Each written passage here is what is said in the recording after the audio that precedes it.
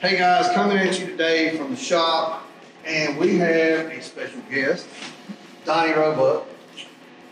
Donnie and I met when Donnie called me about doing a Jeep chassis, and he hounded me a little bit, honestly, I believe is how it went, about wanting to put, tell him exactly what this engine is. I know it's a mod motor. So I'm a Ford guy. I have been since I was 20 years old, and I wanted to use a Coyote in the new rig that I was going to build.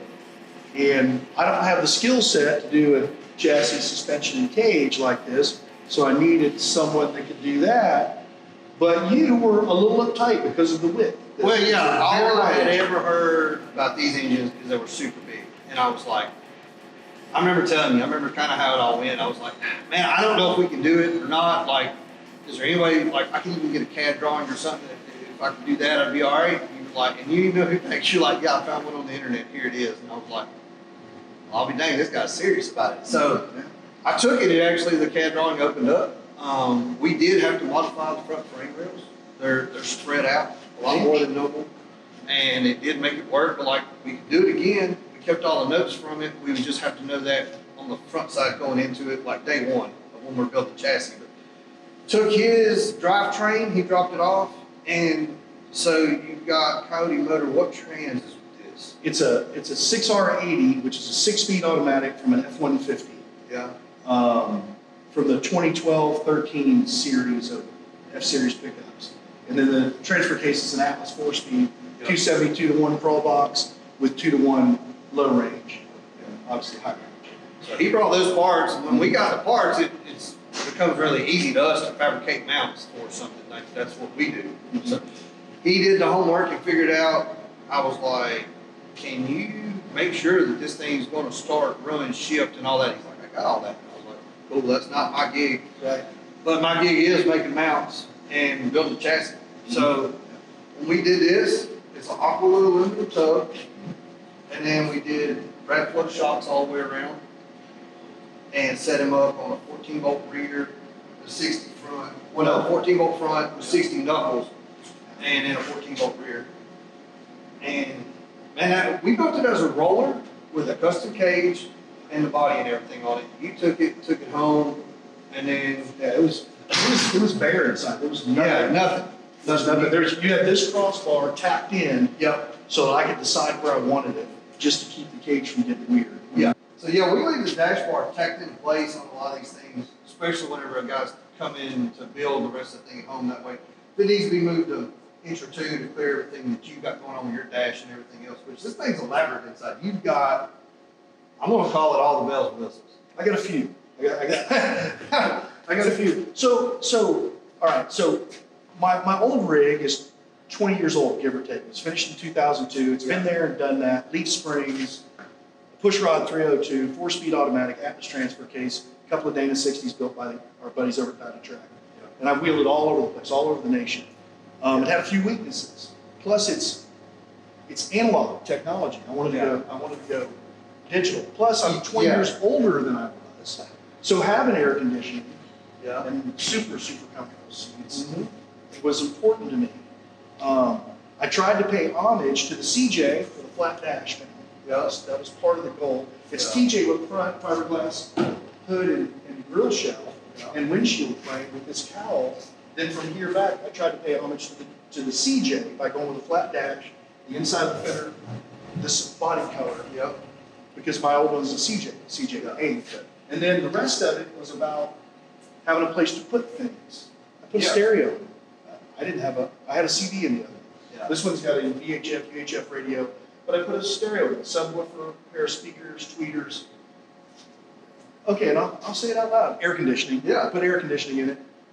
Why would you not say it out loud? Like, you're kind of like, I don't know, you feel like that's not a neat thing about it. Like, to me, that's one of the neatest things about it. Because it goes right along this custom top you had made for it. Well, yeah, and it's super comfortable. But I got a 100%. That's the coolest thing about it. Like, this thing is a buggy wrapped in a Jeep body, but now it's even one step further with air conditioning and a full top. It's like you got for real creature comforts that are wrapped up in a buggy performance, which is And you know, this top was not, this was not all me, okay? Well, yeah. So that, and I wanna remind everybody out there that part of doing something like this, like I said, I don't have the skill set, the chassis, the cage, the suspension. Yeah. I mean, I probably could. My God, I don't know that I could, quite frankly. I don't get the geometry right, I don't know that I could. So you need an expert.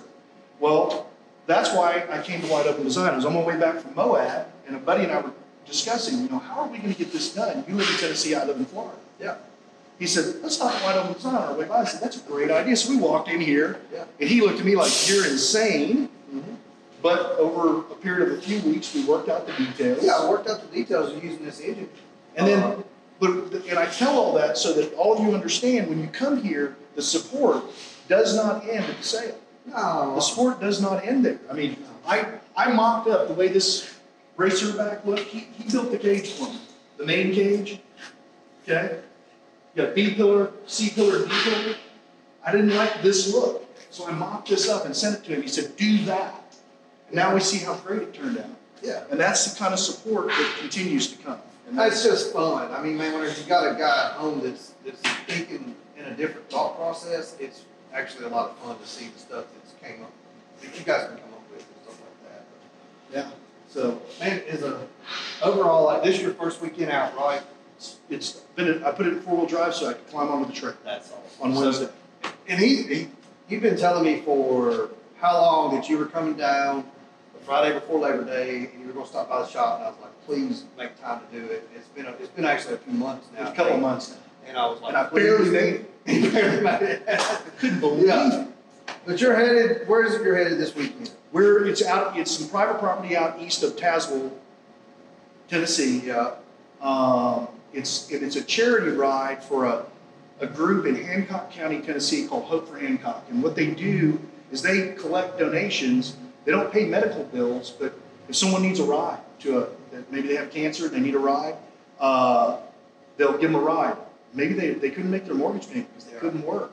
They'll make a mortgage payment, but they do, Yeah. and they help people, and we just love the ride because the place only gets wheeled once a year for this event, one day only. That's pretty awesome. It's great fun. Yeah. We collect a lot of money for them, which helps them do what they do, which is Help me. as good as it gets. That's pretty cool. We've actually sent out a little bit of support to that event, and That's good.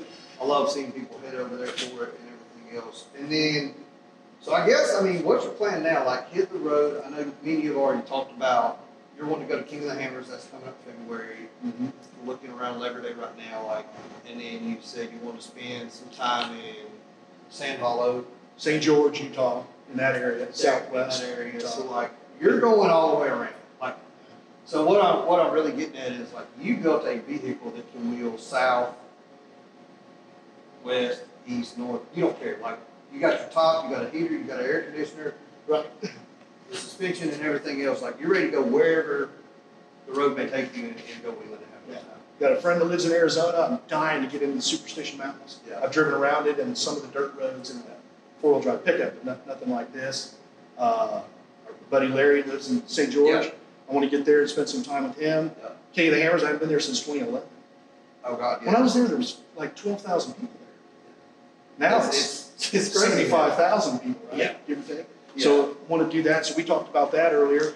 Yeah. And then, of course, there's East Tennessee. You know, this is my 4-wheeler home. Yeah. You know, the Sand Mine, Tackett Creek, Windbrook. All those You good, can't- great places. Yeah. So Awesome. we're going to cover them all in the coming months, years. Whatever it is, yeah. Awesome, man. I can't thank you enough for doing the project, letting us be a part of it. All the stuff you bought after you took the chassis home and everything else, you just continue to give us business with it. So I appreciate all that. Appreciate the friendship, and I appreciate you taking the whatever detour it was, 2 hours or so to come over here and bring this thing by the shop. Get this thing on the trail. I want to see some video and stuff. Check out our pages whenever we see video of it. We'll try to share it and tag it and whatever else. I'll send you some if it's any good. Awesome. If it's not breaking or on fire. Oh, Thanks, Awesome. Adam. I appreciate it.